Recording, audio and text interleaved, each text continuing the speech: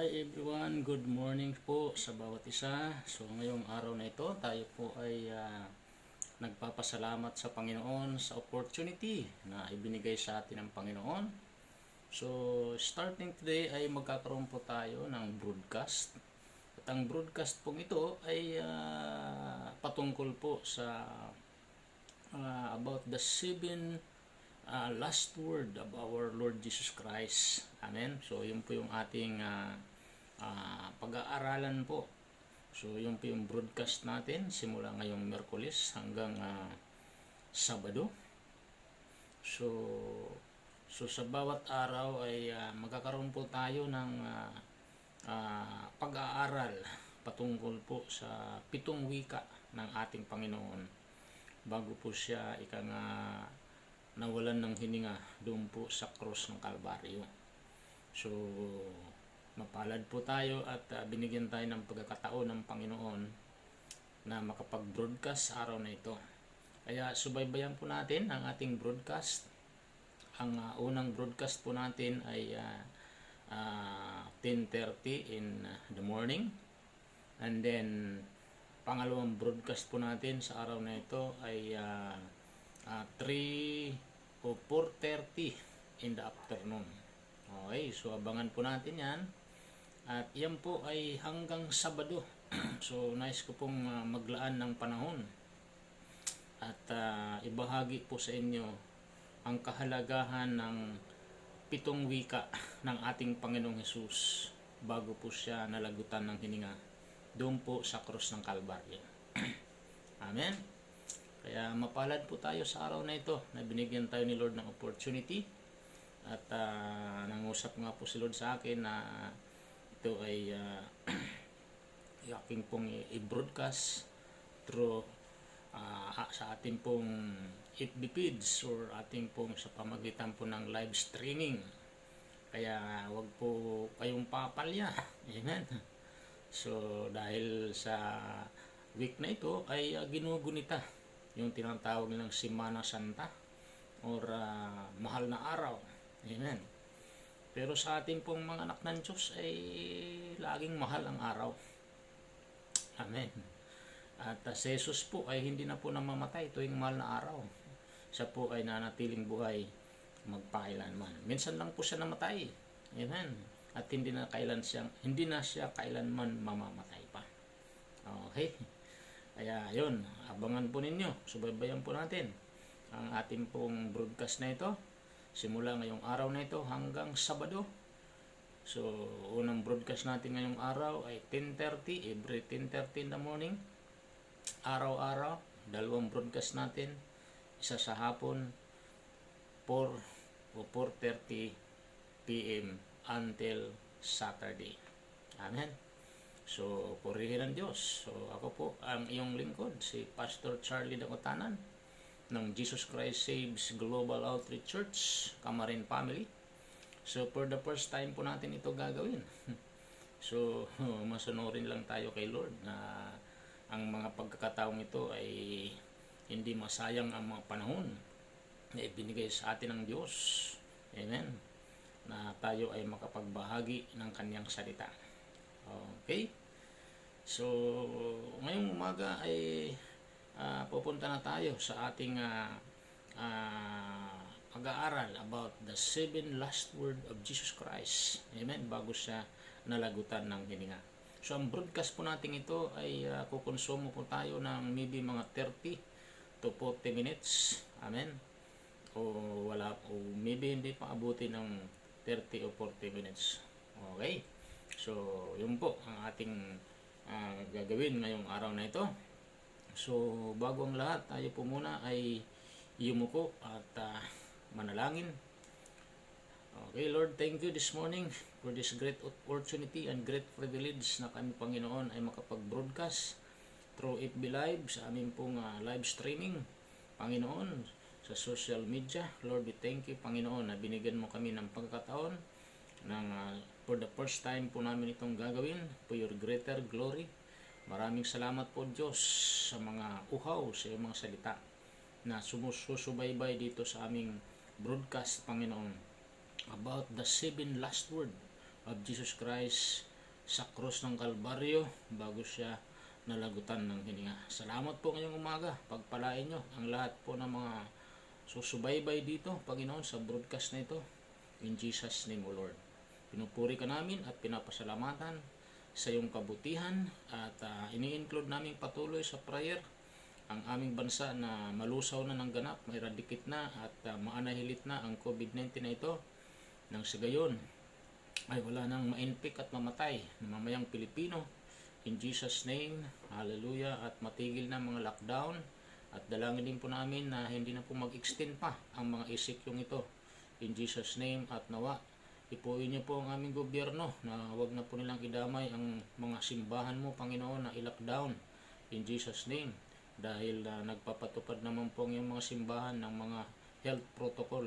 In Jesus' name, hallelujah, at masunurin naman ang iyong mga simbahan para ipatupad, Panginoon, Lord, hallelujah, ang mga physical distancing health protocol.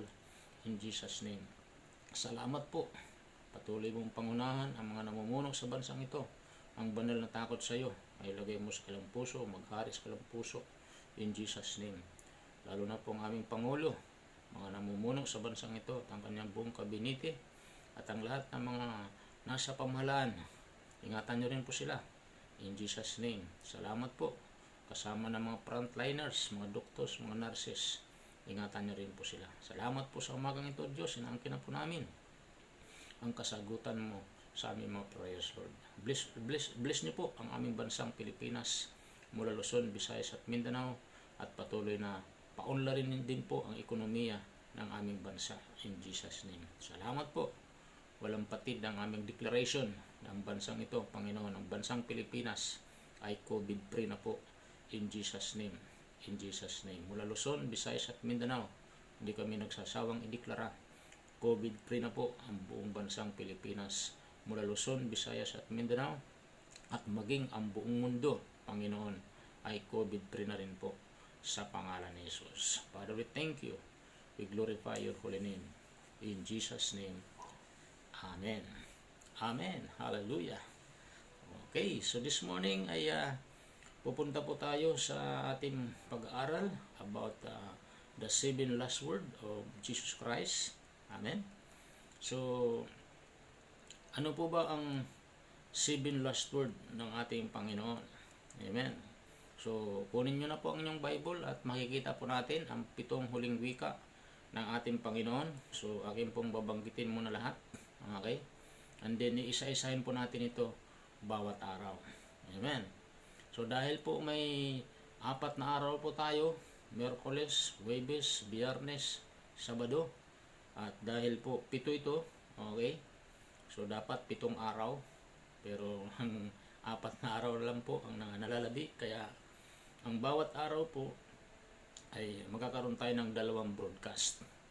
2 wika ang ating pag-aaralan. Okay. So, yun po.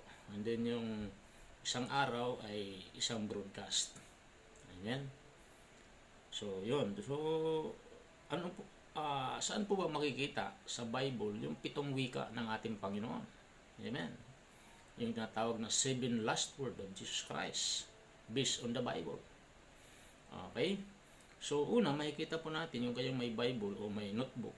Pwede nyo pong i-take note yung mga verse and chapter sa 7 last word ng ating Panginoon. Okay, so punta po tayo sa unang wika. So, akin mo nang babanggitin lahat yung 7 last word na ito. Okay, number 1 na unang wika ng ating Panginoon bago siya nalagutan ng hininga ay makikita natin sa Luke chapter 23 verse 34. Ano pong sinabi ng Panginoong Hesus bago siya nalagutan ng hininga? So, sabi niya, Ama, patawarin mo sila sapagkat hindi nila nalalaman ang kanilang ginagawa. Father, forgive them, for they know not what they do. Amen? So, Ama, patawarin mo sila sapagkat hindi nila nalalaman ang kanilang ginagawa. Pangalawa po ay Luke 23:43. Ano po sinasabi roon? Pangalawa, sabi niya, katotohanang sinasabi ko sa iyo, ngayon ay kakasamahin kita sa paraiso. So yun po yung pangalawang wika na sinabi ng Panginoon doon sa dalawang tulisan na kasabay niyang ipinako sa krus. Pangatlong wika, John 19:26. Ano po ang nakalagay ron? Ang sabi ron, narito ang iyong ina. Babae, narito ang iyong anak. Ayan. So sabi ron, mula sa katanghaliang tapat hanggang ikatlo ng hapon, nagdilim ang kalangitan at nabalot ng kadiliman ang dako ng Gulgota. Nang ganap na ikatatlo ng hapon, sinambit ni Jesus ang huling apat na wika. So yung pangatlong wika, John 19:26. Okay. Kaapat na wika, Matthew 27:46. Ano pong nakalagay? Eli, Eli, o Eli, Eli, Eli, Eli, lama sabachthani. O ibig sabihin po ay, Diyos ko, bakit mo ako pinabayaan? So yun po yung panglimang wika o pang-apat. Okay. So panglima, ang sabi ni Jesus, ang panglimang wika, John 19:28. Ano sabi ni Jesus? Nauuhaw ako. Amen. Pang-anim, John 19:30. Anong sabi ni Jesus? Naganap na, or it is finished. And lastly, panghuli, kapitong wika, Luke 23:46. Ama, sa mga kamay mo pinagtatagubilin ko ang aking espiritu. So yun po yung tinatawag na 7 last word ng ating Panginoong Jesucristo bago po siya nalagutan ng hininga. Amen. So ang lahat pong ito ay papaliwanag ko po sa inyo, i-explain ko po sa inyo ang mga kahulugan ng 7 wikang ito ng Panginoon, o 7 salita ng Panginoon bago siya nalagutan ng hininga. Amen. Okay, so sa ating panimula o introduction, sabi nga, ang huling mga pangungusap ng isang taong malapit ng mawala ay lubhang napakahalaga. At kadalasan ay mga pangungusap na hindi na malilimutan. So napaka-importante po ang tinatawag na Last Testament o huling pangungusap. Sabi nga, ito ay mga pangungusap na sumasailalim kung minsan sa pag-asa at kapanatagan. Amen? So, ang mga mawawala na sa mundong ito nang walang anumang sinambit, sabi nga, samantalang ang iba ay nag-iwan ng mga salitang nagpahayag ng mga kanilang mga sentimento at mga values sa buhay. Gayon din ng kanilang mga priorities at mga nasain sa kanilang mga maiiwan. Kaya napaka-importante po yung natawag na 7 o mga huling salita. Okay. Yung mga man of God, mga ginamit ng Diyos mightily nung sila'y nabubuhay pa, bago sila mawala, ay may mga namutawi sa kanilang bibig bago mawala ang kanilang hininga. Ang una ay si Charles Spurgeon, isang dakilang mangaral ng Ebanghelyo. Nung siya'y malapit ng malagutan ng hininga ay kanyang winika niya ito, Jesus, sabi niya, Jesus died for me. So yun po ang sabi ni Charles Spurgeon. Yung tagapagtatag naman ng tinatawag na Methodist, si John Wesley, okay, ay sinambit niya ang pangungusap na ito bago siya nalagutan ng hininga. Ang sabi niya, the best of all is God, is with me. Wow, so matitindi itong mga man of God na ito. Okay, so yun po yung mga binanggit po nila bago sila pumanaw. Okay, so yun po, napaka-importante po yung mga tinatawag na huling pananalita. Amen. So kung titingnan po natin dito sa 7 last word na ito, ang ating Panginoon ay talagang nag-iwan ng mga salita na ito ay dapat maintindihan lalo na ng bawat mananampalataya. Amen? Sabi nga, sapagkat ang mga huling salita ng isang taong malapit nang mawala ay lubhang napakalaga. Okay? Sa marami. Naniniwala ang karamihan sa kasabihang last word or sabi nga, ito ay ang huling salita ay very essential, very vital na dapat ito ay ingatan. Amen? Kaya si Jesus po, nung siya po ay nakapako sa krus ng Kalbaryo, amen, siya po ay nag-iwan ng 7 mahalagang salita na ito po ay may mga kahulugan na dapat natin maintindihan. Amen. So napakahalaga po mga magulang at mga kapatid na maintindihan po natin ang 7 salitang ito ng Panginoong Hesus. Okay? So ngayong umaga ay pupuntahan po natin ang unang salita ng ating Panginoon. Amen? So, bago siya nalagutan ng hininga. So, ano po ba itong unang salita?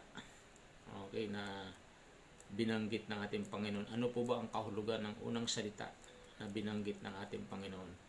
Dito po sa ating binasa. Okay? So, sabi ng unang salita, okay, sa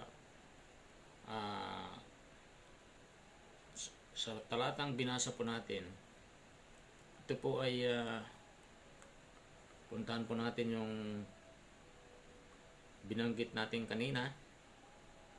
Okay, so ano po yung unang salita na binanggit ni Jesus? Okay, so 7 huling salita ni Jesus sa ibabaw ng cross. So ano po yung 7 salita na yan? Okay. So sabi nga dyan, Ama, patawarin mo sila sapagkat hindi nila nalalaman ang kanilang ginagawa. So Ama, patawarin mo sila sapagkat hindi nila nalalaman ang kanilang ginagawa. Kaya kung titingnan po natin yung ginawa sa ating Panginoong Hesus, okay, talagang karumal-dumal yung ginawa sa ating Panginoong Hesus. So even though wala siyang kasalanan, amen, dinampot na lang siya, tapos pinaratangan kung anong mga paratang, amen. Ayon sa mga paratang nila, si Jesus ay naghimagsik. Sabi, hindi, wag magbabayad ng buwis, samantalang nagbabayad si Jesus ng buwis. At sabi ng kanilang paratang, pinapaniwala niya ang mga tao na siya si Kristo, isang hari. Totoo naman talaga si Jesus ay isang hari. So ang tawag dyan ay mock trial. Amen? And then, pagkadampot sa kanya, siya po'y pinarusahan. Amen? Mga walang katotohanan ng kanilang mga paratang, pawang kabulaanan. At dahil dyan, sa kanilang paratang, pinarusahan si Jesus. Hinagupit. Imagine mo yan. Paghagupit sa kanya, nag-iwan ng mga latay sa kanyang katawan. Nabakbak ang mga laman sa likuran. Halos kanyang ikamatay ang sakit na tinamon niya. Amen? Hindi lang yun. Nilagyan pa siya ng koronang tinik. Imagine mo yan. Naglikaw ng halamang tinik, ginawang korona, tinusok sa kanyang ulo, tumagos sa kalamnan ng kanyang ulo, bumaon sa kanyang sentido. So matindi ang kailang pinaggagawa sa ating Panginoon. Amen? So ganun na lang po ang pangungusap ng Panginoon, na mapatawarin mo sila sapagkat hindi nila nalalaman ang kanilang ginagawa. Amen? Hindi pa sila nakontento. Amen? Nilagyan pa si Jesus ng pulang roba, binigyan ng tambok, nilibak, nilurhan, binugbog, at kinutya pa siya. At ang sabi ng iba, mabuhay ang hari ng mga Hudyo. Amen? Tapos, nagtanong pa sila, sino ang palalayain? Alam nyo kung sino pang pinalaya nila? Yung mamamatay tao. Sinong pangalan niya? Sino nga ba yung pangalan ng kanyang palalayain? Okay, so mamamatay tao yung kanyang pinalaya. Yung pinalaya nila. Samantalang itong si Jesus, na siyang tagapagligtas, amen, ay iyon pa ang hinatulan ng kamatayan. Amen. So, ang unang salita ng Panginoon, alam niyong ibig sabihin po nito, Ama, patawarin mo sila sapagkat hindi nila nalalaman ang kanilang ginagawa. Alam niyo ba ang ibig sabihin nun? Una, dapat natin tandaan, ito po ay salita ng pagpapatawad. Amen? Si Jesus ay puno ng compassion. Lahat ng mga gumawa sa kanya ng kasamaan ay hindi siya nagtanim ng galit. Napatawad po niya. Nanalangin siya o nagsalita siya bago siya malagutan ng hininga, Ama, patawarin mo sila sapagkat hindi nila nalalaman ang kanilang ginagawa. Ito po ang ibig sabihin ay salita ng pagpapatawad. Amen. Pagpapatawad para sa ating mga kasalanan.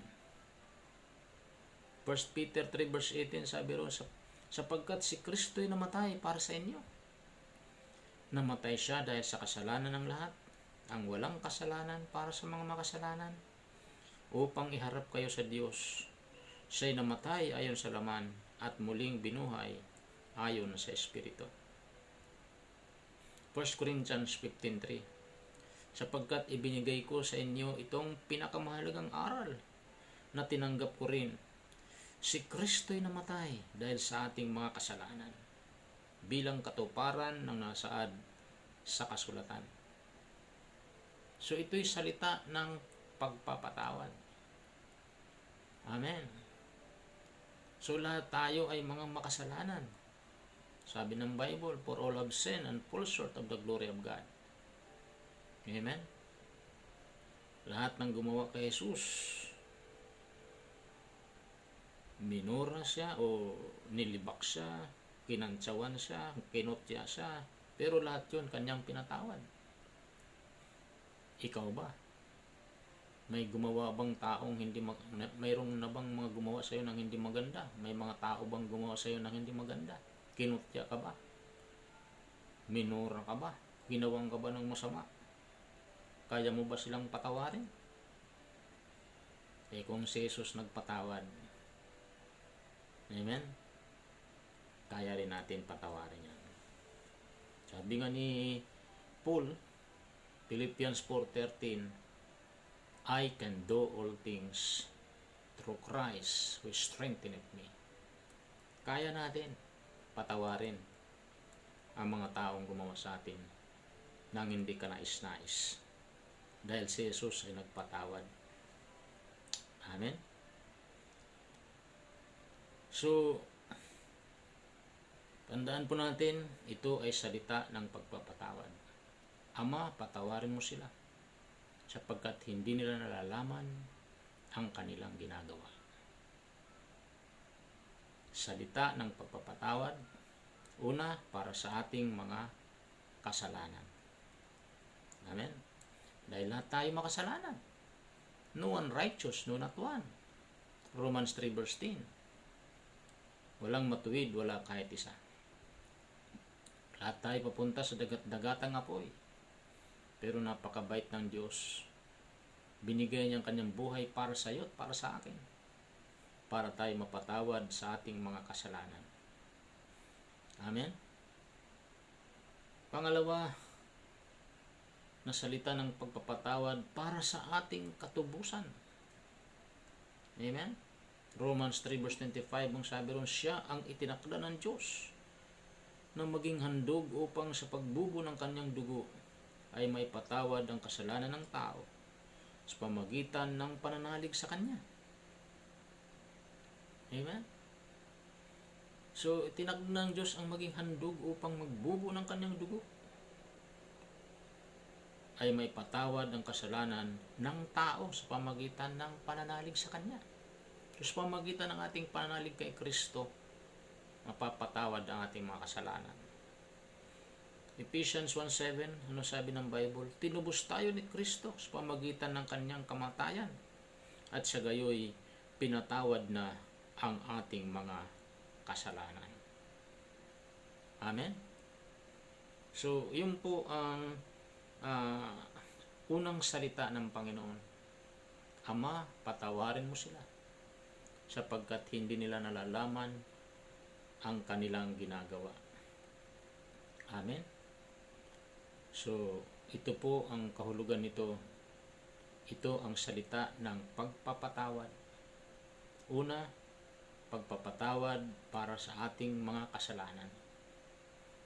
At kung mayroon naman nakagawa sa iyo nang hindi ka nais-nais, patawarin nyo rin sila. Kung paano si Jesus nagpatawad sa mga nanlait, gumawa sa kanya ng kasamaan. Amen? And then, salita ng pagpapatawad, pangalawa, para sa ating katubusan. Amen? So, yun po ang unang salita. Ang ibig sabihin ng unang salita. Amen? Jesus, doon sa krus ng Kalbaryo. Ama, patawarin mo sila sapagkat hindi nila nalalaman ang kanilang ginagawa. Amen? So, kung makikita natin ang ating Panginoong Hesus ay punong-puno ng pagpapatawad. Amen? So, hindi po siya nagtanim ng sama ng loob sa mga tao na gumawa sa kanya ng mga karumal-dumal. Amen? Kaya siya po ang pinaka-good example ng pagpapatawad. Amen? Kaya bilang tao po, so hindi natin maiwasan, marami mga tao na gumawa sa atin ng mga hindi ka nais-nais. Amen? Kinukya tayo, binuli tayo. Amen? Pero kung tayo po ay may nananampalataya sa Diyos, kaya rin po natin silang patawarin ang mga taong gumawang ito na hindi ka nais-nais sa ating mga buhay. So, ang unang salita, Ama, patawarin mo sila sapagkat hindi nila nalalaman ang kanilang ginagawa. So, yan po ang tinatawag na larawan ng pagpapatawad. A man of forgiveness. Amen? So, napakabuti ng Diyos. Pinatawad niya tayo sa ating mga kasalanan. Amen? So, sa mga ginawang ito ng ating Panginoon, dapat din natin siyang suklian. Amen? Si Jesus ay ang larawan ng tunay na pag-ibig na handang magpatawad. Amen? So, napakabuti ng ating Panginoon. Kaya nga siya habang nakabayubay sa krus, pinagmamasdan niyang mga tao sa kanyang paligid. Ang mga sundalong nagsusugal. Ang mga taong bumubugbog sa kanyang katawan. Dumura sa kanyang mukha. Mga taong kani-kanilang lamang humihiyaw, ipako sa krus. Mga kawal na nagpako sa kanya sa krus. At kanyang sinabi, Ama, patawarin mo sila sapagkat hindi nila nalalaman ang kanilang ginagawa. Imagine mo yan. Kaya makikita natin dahilan sa pag-ibig sa mga tao, mabuti man o masama, mayaman, udukha, matalino, umangmang, si Jesus ay namatay para sa kanila, para sa ating lahat. Kanyang dinala sa krus ang bigat ng kabayaran ng kanilang mga kasalanan, ng ating mga kasalanan. Dahilan sa kanyang mga latay, ang tao ay nakasumpong ng kagalingan. Purihin ng Diyos. Kaya kung mayroon kang nararamdaman sa katawan ngayon, huwag mong angkinin. Angkinin mo ang ginawa ni Jesus sa krus ng Kalbaryo. That by His stripe, you are already healed. We are already healed. Kanyang pinatawad ang sangkatauhan sa kanilang mga kasalanan, maging yaong mga kabilang sa karumaldumal na pagkakasala kagaya ng ginawa sa kanya ng mga taong ito. Amen? So, purihin ang Diyos. Hallelujah. Kaya nga, ang hamon dito ay handa ba tayong magpatawad din at magmahal ng kapwa tulad ng larawan na pinakita ni Jesus? Kung may mga taong gumawa sa iyo nang hindi ka nais-nais, kaya mo ba silang patawarin? Amen? Yun yung challenge. Hallelujah. So, purihin ang Panginoon. Amen? So, yun po ang unang wika ng Panginoon. Ama, patawarin mo sila sapagkat hindi nila nalalaman ang kanilang ginagawa. Amen? So, ano po ang application nito sa ating buhay, mga magulang at mga kapatid? Sabi ko kanina, kung si Jesus ay nagpatawad, sino tayo para hindi rin magpatawad sa mga taong gumawa sa atin nang hindi ka nais-nais? Amen? Sabi nga ng Bible, love your enemy. Isa lang po ang hindi natin dapat mahalin. Yung ating public enemy number 1. Sino yun? Si Satanas. Amen? So, si Jesus po, pinatawad niya lahat ng gumawa sa kanya ng kasamaan. Amen? Alam niyo, magagawa lang po natin magpatawad pag si Jesus ay nasa puso natin. Pag wala si Jesus sa ating puso, sa buhay ng tao, hindi niya kayang gawin yun. Kaya nga nabanggit ko kanina yung sinabi ni Paul, Philippians 4:13. Sabi ni Paul, I can do all things through Christ who strengtheneth me. Amen? Magagawa ko ang lahat ng bagay dahil kay Kristo na nagmamahal sa akin.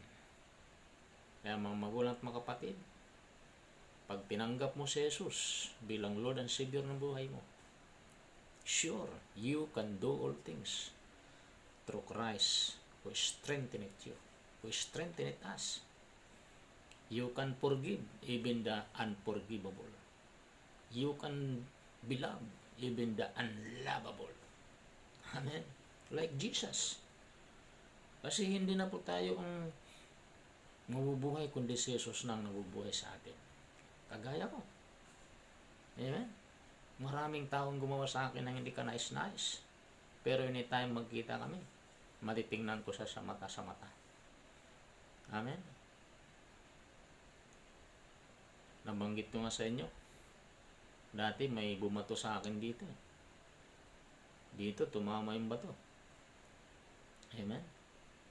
Pero yung bumato na yun sa akin, in-entertain ko pa yun. Dumugo to. Tumulo yung dugo. Pero yung bumato sa akin, binigyan ko pa ng unan, in-entertain ko pa.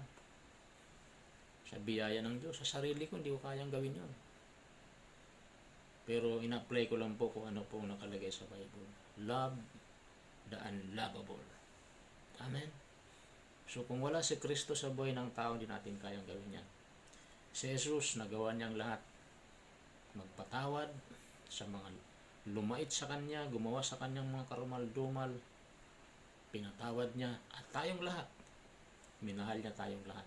Binigay niya ang Kanyang buhay sa iyo at sa akin. Amen? Dahil sa tindi ng pagmamahal niya sa iyo at sa akin, kasi ayaw niya isang tao mapunta sa dagat-dagatang apoy. Ang impyerno ay nilikha ng Diyos hindi para sa tao, kundi para kay Satanas. Amen? Dahil mahal ng Ama ang tao na Kanyang nilikha ayon sa Kanyang wangis, gumawa siya ng paraan para matubos tayong mga tao sa buong daigdig. Binigay niya ang Kanyang kaisa-isang anak na si Jesus para sa iyo, para sa akin, dahil mahal niya tayo. Para mapatawad tayo sa ating makasalanan sa pamagitan ng ating pananalig at pagtanggap kay Kristo Jesus na namatay sa krus ng Kalbaryo. The moment you receive Jesus Christ in your heart as your Lord and personal Savior, ikaw ay patatawarin ng Panginoon. Tutubusin Kanya sa tiyak na kapahamakan sa impyerno. Amen? Kaya ngayong umaga, bago tayo magtapos, mga magulang at mga kapatid, napaka-importante po ang ginawa ni Jesus sa krus ng Kalbaryo. Amen? Tanggapin natin ang Kanyang ginawa sa krus. Amen? Hindi na kailangan tayo ay magpalatigo pa sa likod, magpapangko pa sa krus para maligtas. Simple lang po. Manampalataya tayo kay Jesus. Sabi ng Kanyang salita, Acts 16:31, believe on the Lord Jesus Christ, you shall be saved, and thy household. Sumampalataya ka sa Panginoong Jesus, at ikaw ay maliligtas, tayo maliligtas, at ang ating buong sambayan. Amen? Subuksan lang po natin ang ating puso at tanggapin natin si Jesus bilang ating Panginoon at tagapagligtas. Amen. So tayo po ay manalangin ngayong umaga. Taas natin ating kamay. Sundan niyo pong maiksing panalangin na ito. Sabihin niyo po, Panginoong Diyos na makapangyarihan sa lahat, ako'y lumalapit sa iyo, nagpapakumbaba sa iyong harapan. Patawarin niyo po ako sa lahat na aking mga kasalanan. At linisin niyo po ako na yung banal na dugo. At binubuksan ko ngayon ang aking puso. Tinatanggap kita, Panginoong Hesus, bilang aking Panginoon at tagapagligtas. Isulat niyo po ang aking pangalan sa aklat ng buhay sa pangalan ni Hesus. Itong aking dalangin. Amen. Amen. So, congrats kapatid, kung tinanggap mo si Jesus bilang Lord and Savior ng iyong buhay, ang pangako ng Diyos, ikaw ay anak ng Diyos, at mayroon kang buhay na walang hanggan. John 1:12. Amen?